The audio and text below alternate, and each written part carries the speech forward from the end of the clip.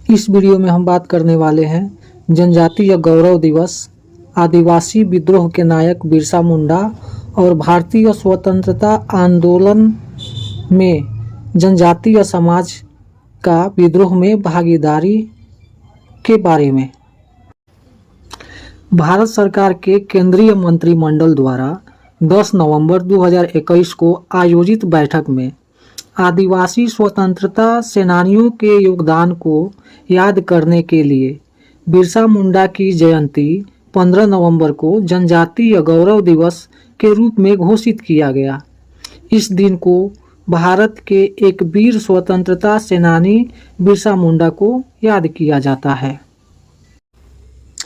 बिरसा मुंडा एक भारतीय आदिवासी स्वतंत्रता सेनानी और मुंडा जनजाति के लोक नायक थे।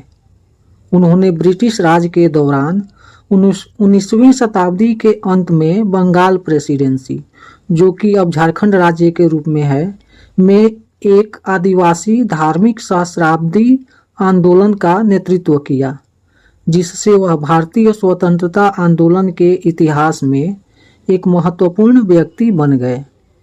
भारत के आदिवासी उन्हें भगवान मानते हैं और धरती अब्बा के नाम से भी जाना जाता है। बिरसा मुंडा का जन्म 15 नवंबर 1875 के दशक में एक गरीब किसान परिवार में हुआ था। इनके पिता का नाम सुगना पूर्ति यानी सुगना मुंडा और माता का नाम कर्मी पूर्ति या फिर कर्मी मुंडा था। सालगा गांव में प्रारंभिक पढ़ाई के बाद वे चाईबासा विद्यालय में पढ़ने के लिए चले गए, जो कि एक ईसाई मिशनरी विद्यालय था। बिरसा मुंडा को उनके पिता ने मिशनरी स्कूल में यह सोचकर भर्ती किया कि वहाँ अच्छी पढ़ाई होगी, लेकिन स्कूल में ईसाईयत के पाठ पर जोर दिया जाता था और मिशनरी स्कूल में पढ़ने के बाद बिरसा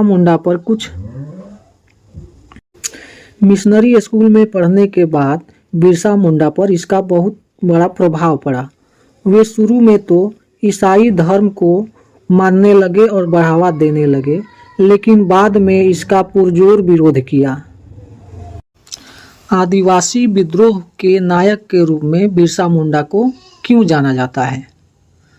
19वीं शताब्दी के अंत में अंग्रेजों ने कुटिल नीति अपनाकर आदिवासियों को लगातार जल, जंगल, जमीन और उनके प्राकृतिक संसाधनों से बेदखल करने लगे।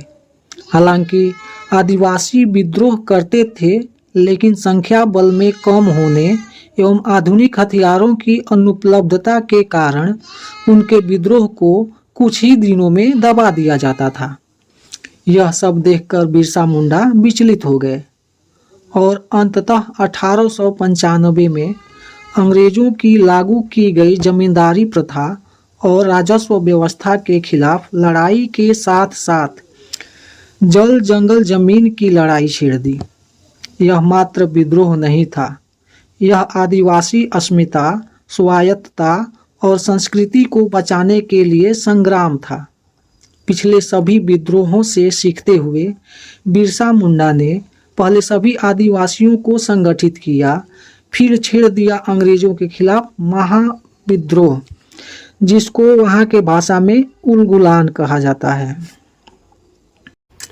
मुंडा जनजाति, जो कि उस समय गरीब और आर्थिक रूप से पिछड़ी हुई थी, तो उनके पुनरुत्थान के जनक के रूप में बिरसा मुंडा उभरे। धीरे धीरे बिरसा मुंडा का ध्यान मुंडा समुदाय की गरीबी की ओर गया। आदिवासियों का जीवन अभावों से भरा हुआ था और इस स्थिति का फायदा मिशनरी उठाने लगे थे और आदिवासियों को ईसाईयत का पाठ पढ़ाते थे। कुछ इतिहासकार कहते हैं कि गरीब आदिवासियों को यह कहकर बरगलाया जाता था कि तुम्हारे ऊपर जो गरीबी का प्रकोप है वो ईश्वर का है। हमारे साथ आओ, हम तुम्हें भात देंगे, कपड़े भी देंगे। उस समय बीमारी को भी ईश्वरीय प्रकोप से जोड़ा जाता था। वह बिरसा मुंडा जो मिशनरी स्कूल में पढ़ने के कारण क्रिश्चियन कल्चर को मानने लगे थे। अब 20 वर्ष के होते होते बिरसा मुंडा वैष्णव धर्म की ओर मुड़ गए। जो आदिवासी किसी महामारी को दैवीय प्रकोप मानते थे, उनको वे महामारी से बचने के उपाय समझाते और लोग बड़े ध्यान से उन्हें सुनते और उनकी बातों को मानते थे।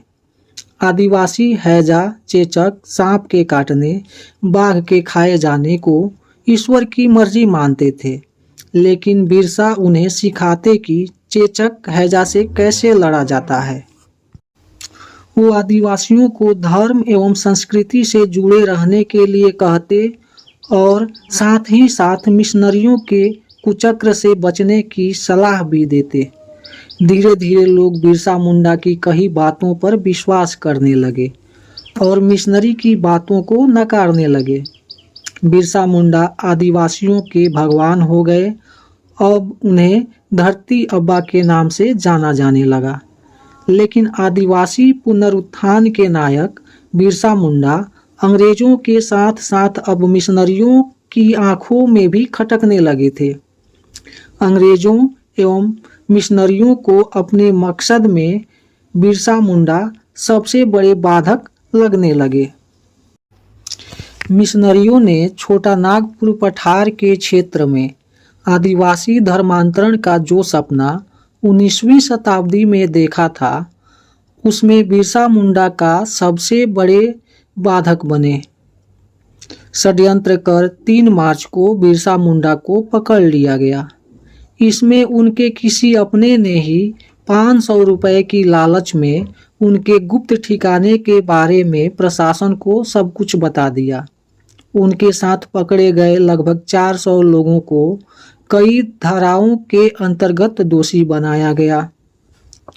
बिरसा पकड़े गए, किंतु मई मास के अंतिम सप्ताह तक बिरसा और अन्य मुंडा वीरों के विरुद्ध केस तैयार नहीं हुआ था। क्रिमिनल प्रोसीजर कोड की बहुत सी धाराओं में मुंडा पकड़े गए थे, लेकिन बिरसा जानते थे कि उन्हें सजा नहीं होगी। 9 जून की सुबह सुबह उन्हें उल्टियाँ होने लगी। कुछ ही क्षणों में वो बंदी गृह में अचेत हो गए। डॉक्टर को बुलाया गया। उसने बिरसा मुंडा की नाड़ी देखी, वो बंद हो चुकी थी। इतिहासकार कहते हैं कि अंग्रेज जानते थे कि बिरसा मुंडा कुछ ही दिनों में छूट जाएंगे, क्योंकि उन पर लगाई गई धाराओं के अंतर्गत उनके ऊपर दोष साबित नहीं किया जा सकता। वो ये भी जानते थे कि